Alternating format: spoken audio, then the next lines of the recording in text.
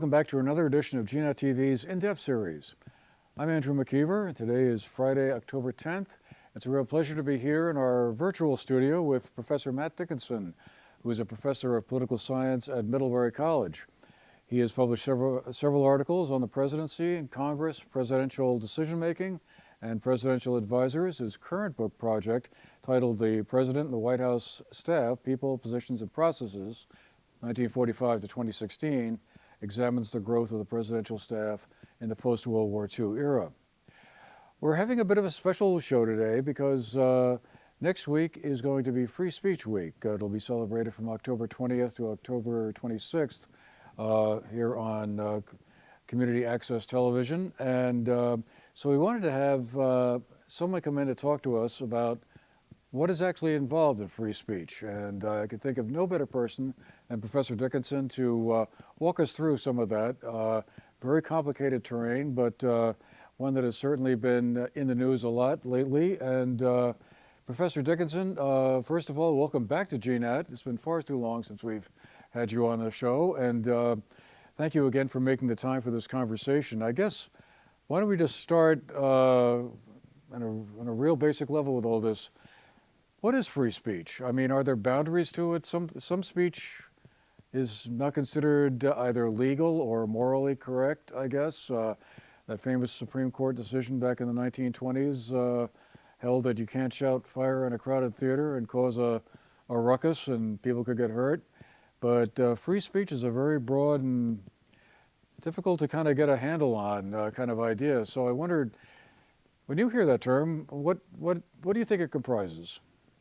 Well, I think in the purest form, free speech is speech that's not encumbered by a governing entity, either before the speech is given or punished after the speech is given. And as you note, that broad abstract statement, when it comes to actually defining it in concrete cases, it's kind of difficult. There's a lot of gray areas.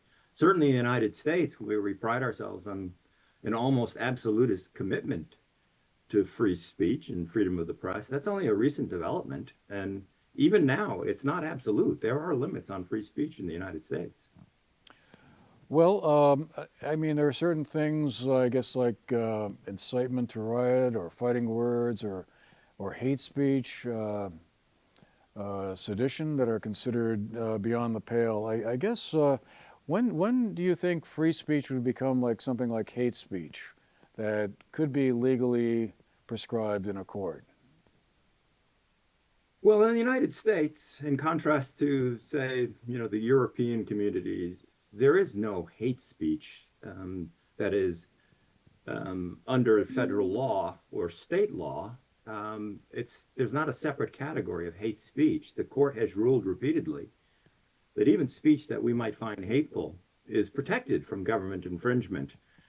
But as you pointed out, there are types of speech that are hateful that the court has said can be regulated if, in fact, it will lead to imminent violence or incitement.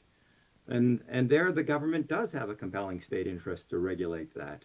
But mere statement of hateful words or even symbolic expressions of hate, burning a cross on somebody's lawn, the government is not allowed to restrict that type of content of speech. So there is no separate category of hate speech.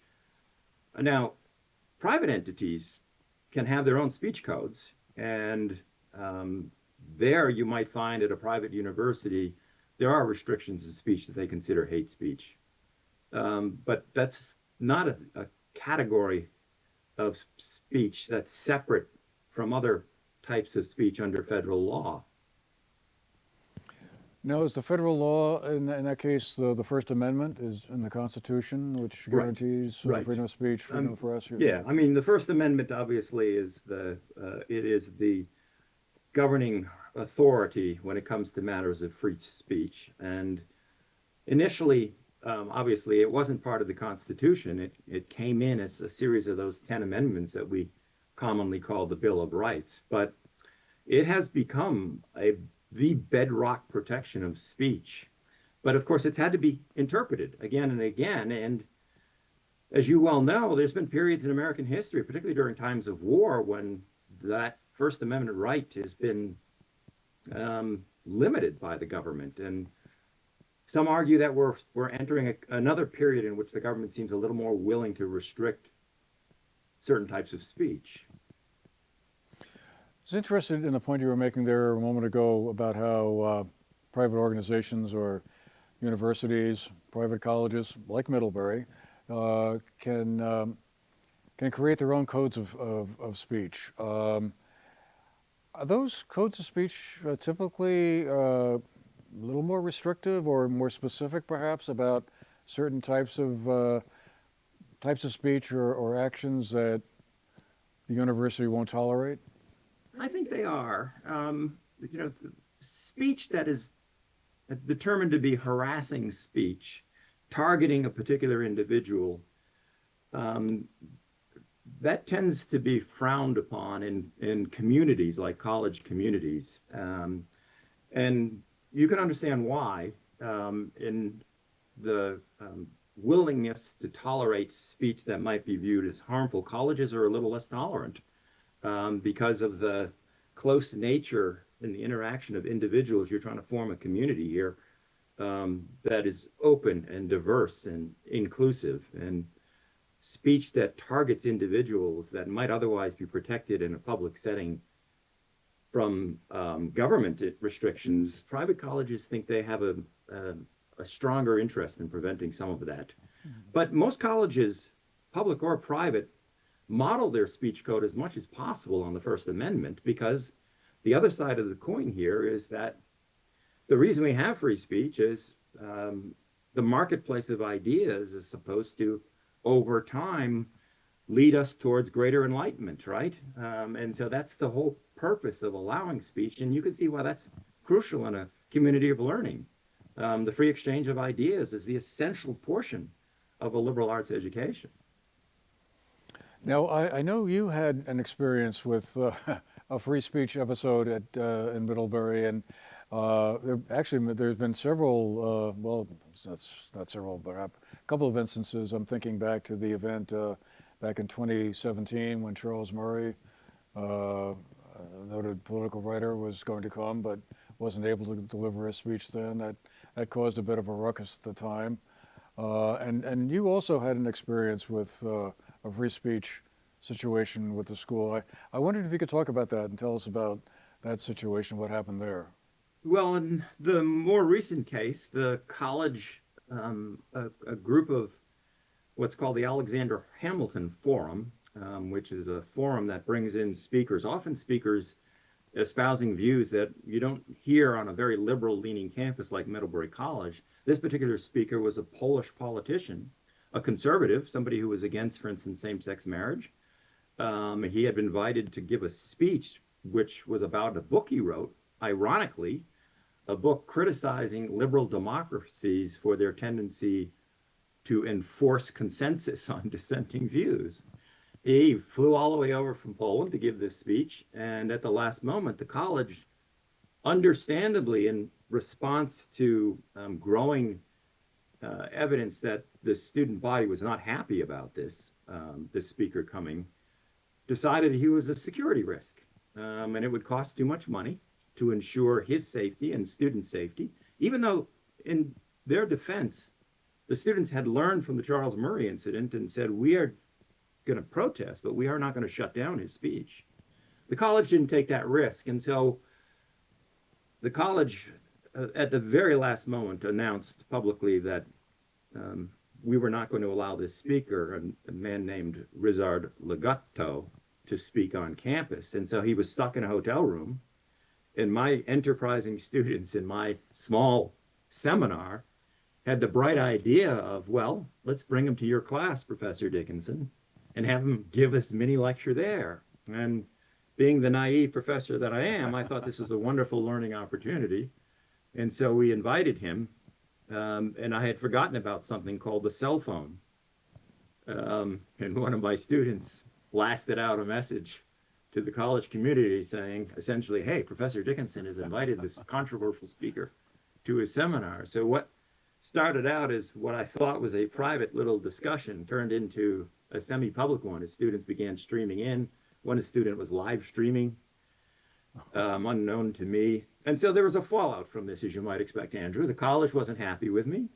Students who had been denied the right to protest him were not happy with me. Um, but it got to that issue that you're raising, right? Which is, when is a speaker's words cross a threshold and provide a threat to a community, or creating a feeling of not being safe in your own home? And that my decision to invite this person attracted national attention again because of these contrasting viewpoints on whether what I did was furthering free speech or was in fact an underhanded way of bringing a speaker in who was divisive and threatened the feeling of safety among students. And so it became a very controversial incident. I stand by my students' decision. I thought they were very courageous in deciding they wanted to hear this guy. Mm. And the interaction with the Mr. Legutto was one of the best teaching experiences I ever had, because the students pushed back on a lot of his views, asked him to defend his views. Why was he critical of same-sex marriage? So it was a great exchange of ideas, but it may have come at a cost in terms of the feeling that students had that their community had been violated. Mm. Yeah, trying to find that dividing line has got to be really complicated.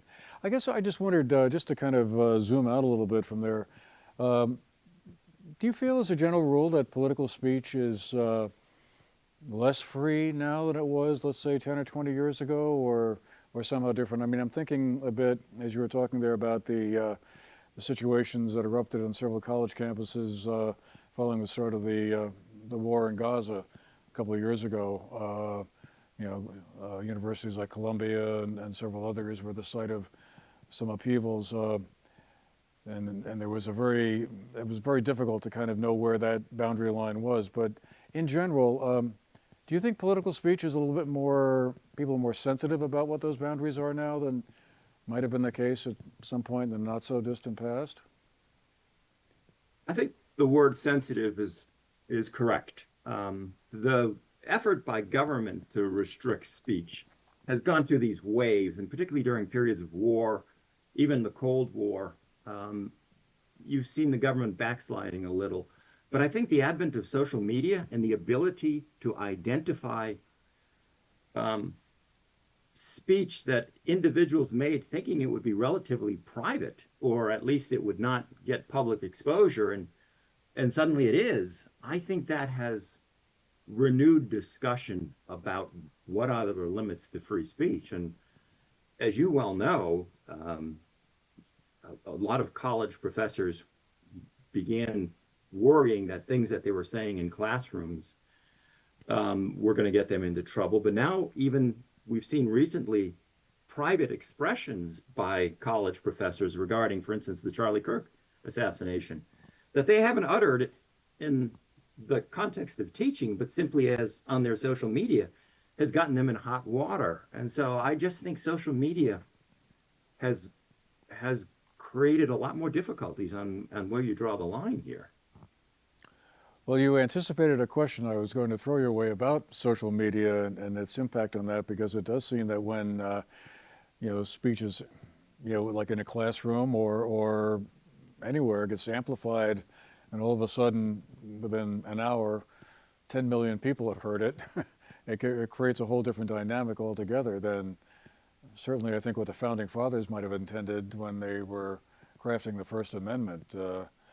I mean, is there some way to find, this whole social media question is so complicated because, whether or not some of the things that are published on a social media platform are actually accurate or not is another question. There seems to be a lot of news is, shall we say, highly opinion flavored when it comes off of a social media platform.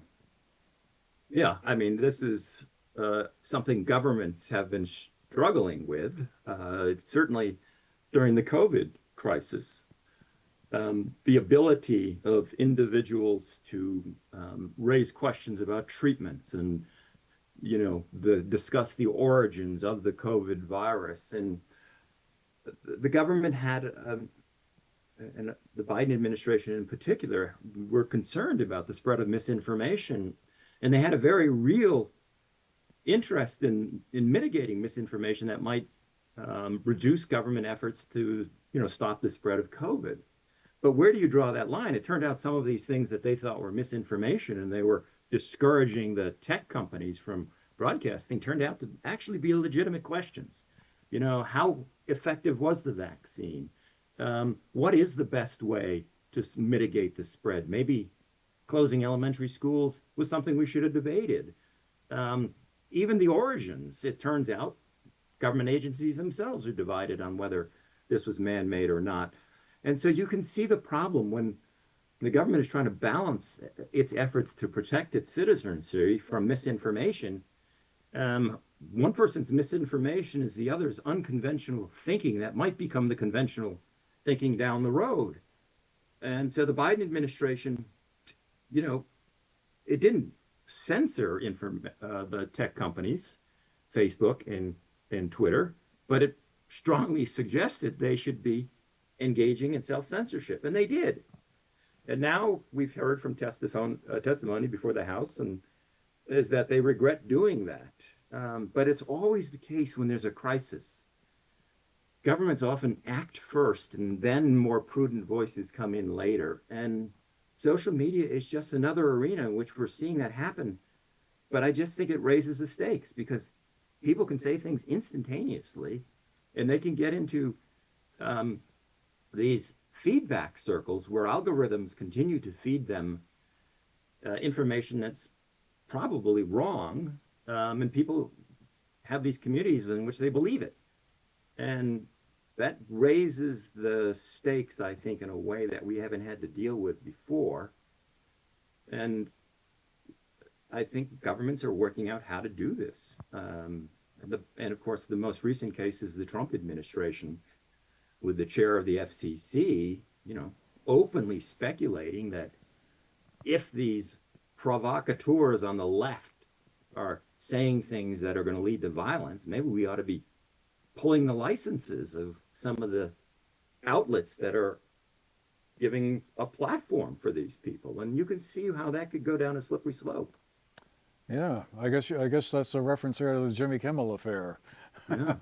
I mean, it was a really, I don't know, that was an amazing moment to me, I guess. And it's certainly interesting the way it all worked out too. But I mean, that's not the only kind of instance I'm following. I mean, the situation at the Pentagon, for instance, where Defense Secretary Hexeth would like to limit the ability of reporters to kind of wander about the Pentagon or do interviews with some of the military officials or other officials there. Sure seems to be, opening the door to some kind of pathway where freedom of speech is going to be curtailed. Yeah, I mean, the Secretary of War claims, I'm not restricting the content, I'm just restricting your access, and I'm making you sign an agreement that says you understand you can't be publishing stuff that we haven't authorized. Well, First Amendment rights, no reporter is going to agree to that because you're essentially signing away your independence to ferret out news. And so you can understand why reporters are pushing back on this chilling effect. But, you go back to the Obama administration. They prosecuted journalists for revealing information that had been classified without revealing the sources of this. And the Obama administration was willing to use the Espionage Act, which is still on the books, dating from World War I, to actually jail these reporters. Well, you can see how we're this slippery slope, preventing the elimination of classified information. Now it's gone to Hegseth, even saying if it's not classified, we ought to at least have first rights of approval. Where does this end, right? I think it raises important questions about anytime the government is the enforcer of free speech, I think red flags should go up. Well, if the government's not going to be the enforcer, then who is? Is it just institutions like universities, like newspapers or journalists? I mean, who then writes the rule book on that? Well, I think in the private sector, um, it's evolving on a case by case basis, but frankly, I think a lot of it is responsive to prevailing public sentiment. You see these tides change on what's acceptable. I think we had a movement towards I wouldn't say canceling speech, but restricting certain types of speech that fell under what a lot of people thought was hate speech. And now there is a bit of a backlash on the right wing by saying, that spilled over into curtailing speech that you just didn't like the viewpoints. It wasn't hate speech.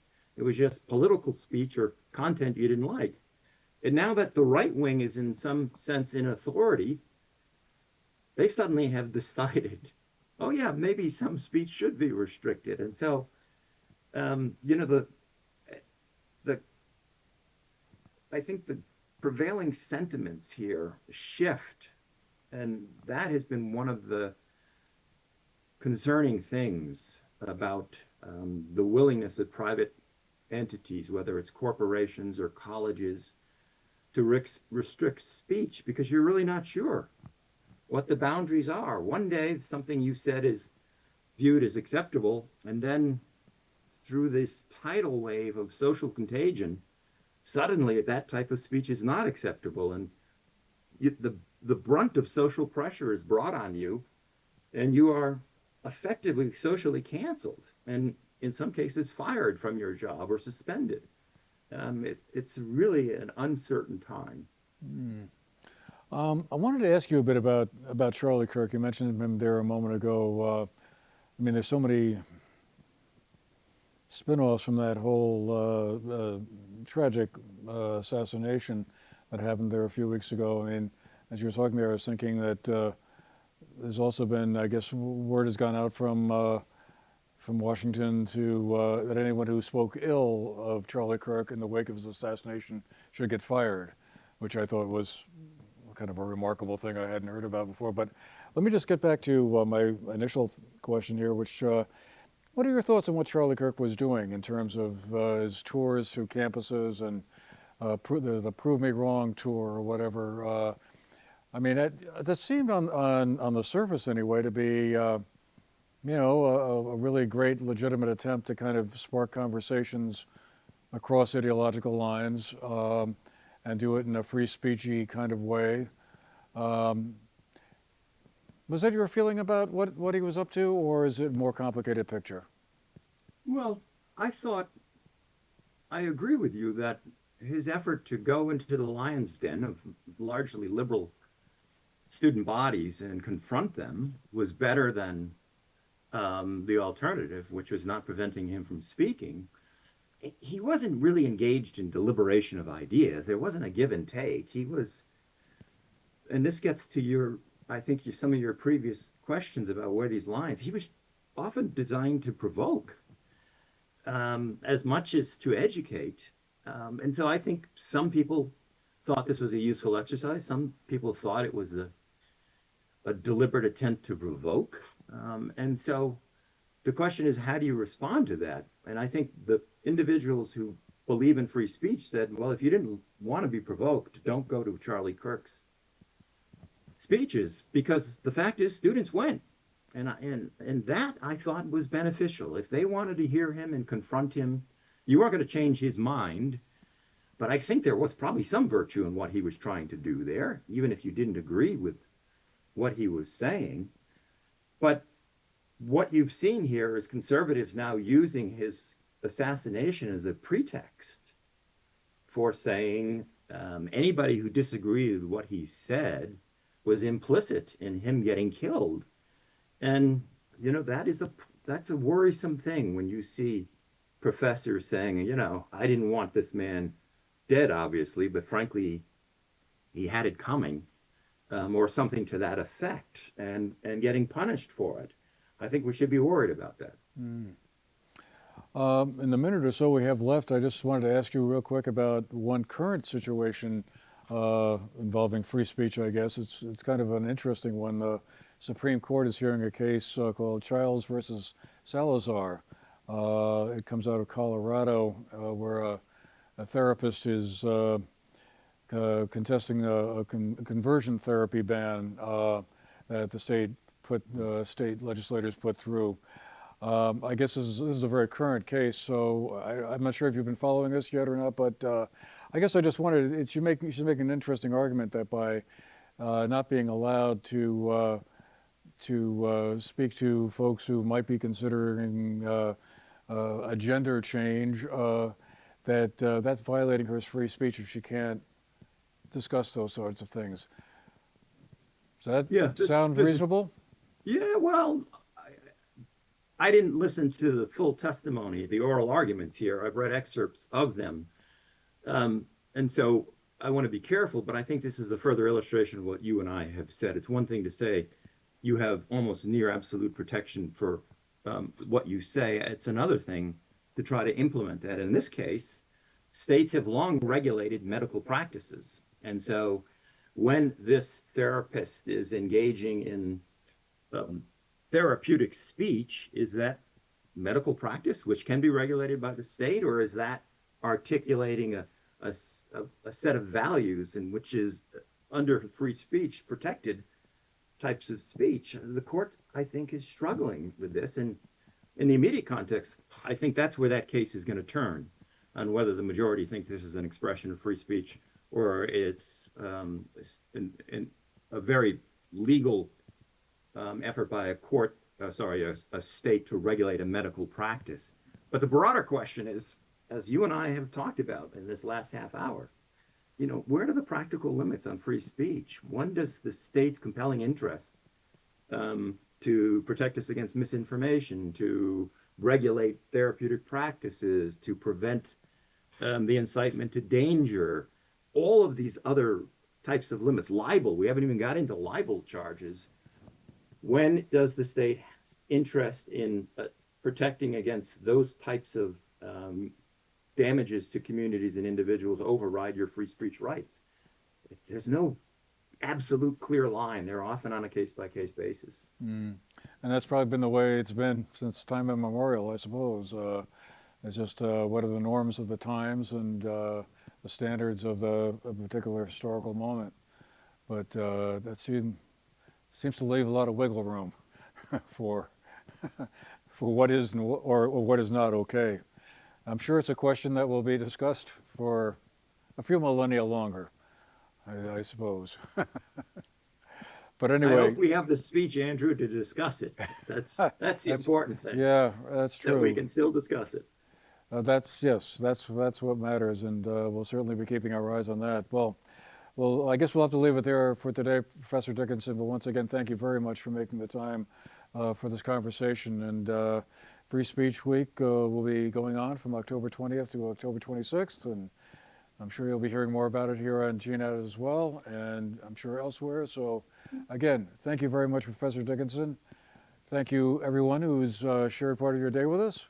We'll see you again the next time. Take care.